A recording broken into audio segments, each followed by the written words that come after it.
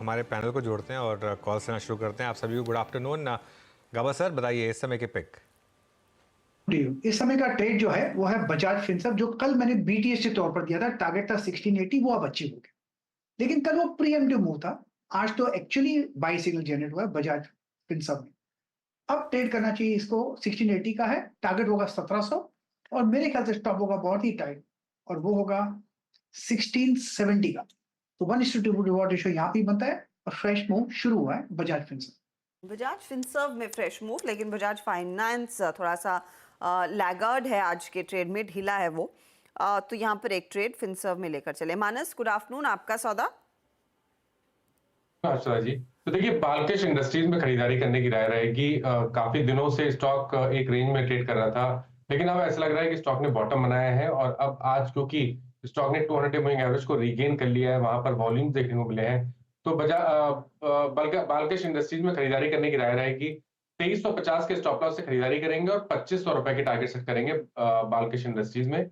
Option में अगर trade लेना हो तो 2400 वाला कॉल ऑप्शन जो 75 रुपीज पे ट्रेड हो रहा है, वहां पर आप खरीदारी कर सकते हैं। 49 रुपीज का स्टॉप लॉस लगाइए इस ऑप्शन में और 125 रुपए के टारगेट सेट करिए। ओके, 2400 की कॉल भी और 7800 पे ट्रेड कर रही है, 78 पे ट्रेड कीजिए, माफ कीजिएगा, और फ्यूचर्स बाय कर सकते हैं आप। प्रशांत, गुड आफ्टरनून, आपका ट्रेड इस वक्त का। जी वीरू जी, अनुज जी, हर्षा जी, गुड आफ्टरनून द पैनल। यहाँ पे एक अच्छा ब्रेकआउट नजर आ रहा है, कोशिश हो रहा है, ऑलमोस्ट कगार पे है लॉरस लैब्स, और वॉल्यूम्स 2 दिनों पहले काफी अच्छे थे, करीबन 444 के इर्द गिर्द ट्रेड कर रहा है, तो 430 पे स्टॉप लॉस रख के बाय करेंगे 430 for a target of 475 475। Okay, Sachin को जोड़ लेते हैं। सचिन, गुड आफ्टरनून, आपकी ट्रेड। गुड आफ्टरनून जी, गुड आफ्टरनून अर्चना, गुड आफ्टरनून नरेंद्र जी। यहाँ पर छोला फाइनेंस का हमने कल सेटअप डिस्कस किया था। जिस तरीके से 1200 के आसपास इसका ब्रेकआउट प्लेस्ड है, वो ब्रेकआउट आज के सत्र में काफी अच्छी तरह एविडेंट है एंड डिस्क्लोजर होगा कि हमने हमारे क्लाइंट्स को भी ये रिकमेंडेशन अभी अभी दी है।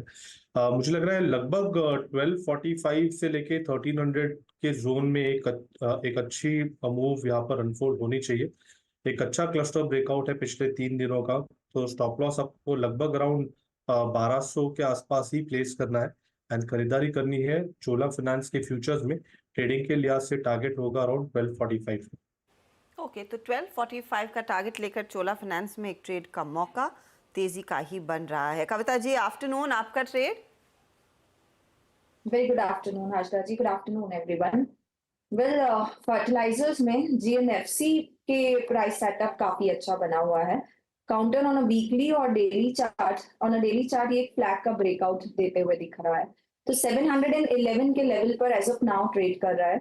मुझे लग रहा है for the price target of 722 728 आप जीएनएफसी पर एक बाय ट्रेड इनिशिएट कर सकते हैं। स्टॉप लॉस मेंटेन करना चाहिए 702 का, और एज अ डिस्क्लेमर ये पर्टिकुलर ट्रेड हमने हमारे क्लाइंट्स के साथ भी शेयर किया। ओके, जीएनएफसी 711 पे डे हाई की ट्रैजेक्टरी में आके ट्रेड करता हुआ, इंडेक्स वहीं पे है 22,505 पे। अब टेक्निकल कॉल्स यहाँ पे पूरी हो गई। Bajaj Finserv, Balkrishna industries, Laurus lab, Chola invest और जीएनएफसी, ये 4 प्रमुखता 5 काउंटर है। हमारे साथ अब इस वक्त आईसीआईसीआई सिक्योरिटीज से अमित गुप्ता मौजूद हैं। अमित, गुड आफ्टरनून, कार्यक्रम में स्वागत है। अमित, थोड़ा ग्लोबल सेटअप 2-3 दिन से बिगड़ा, बट स्टिल इंडियन मार्केट्स की रेजिलियंस कायम है। हम अभी भी ऑल टाइम हाई ट्रैजेक्टरी में ट्रेड करते हुए, लेकिन पिछले कुछ सेशंस में डोमिनेंस जो है वो बैंक निफ्टी का बढ़ा है, and thanks to HDFC bank.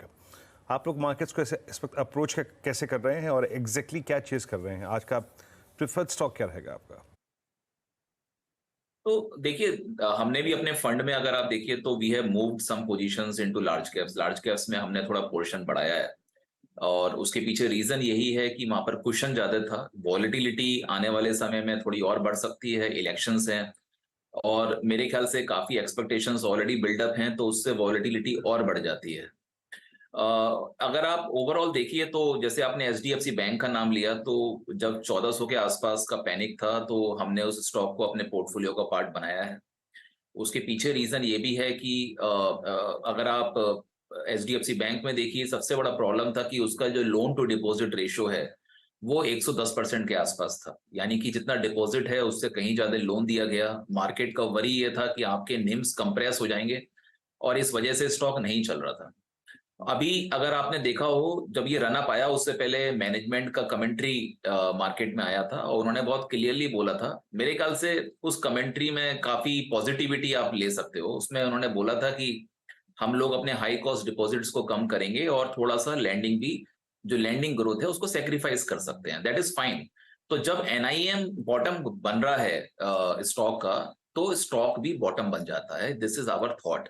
तो यहाँ से फिर वो जो ग्रोथ है वो धीरे धीरे जैसे जैसे आएगी, बट उस वजह से ही, क्योंकि valuation 2.3 times price to book हो गए थे, तो स्टॉक ने रिकवरी ली। ऐसे ही और भी लार्ज कैप्स हैं जहां हमारे लिहाज से जूस है, जिस वजह से ये मार्केट रेजिलियंट है। तो और अगर ऐसा नहीं है कि निफ्टी को बहुत तेजी से 23,000 24,000 जाना है, मेरे ख्याल से ये हैवीवेट मार्केट को यहाँ पर भी स्थिर रख सकते हैं, जिस वजह से काफी स्टॉक स्पेसिफिक मार्केट आपको आने वाले दिनों में देखने को मिलेगा।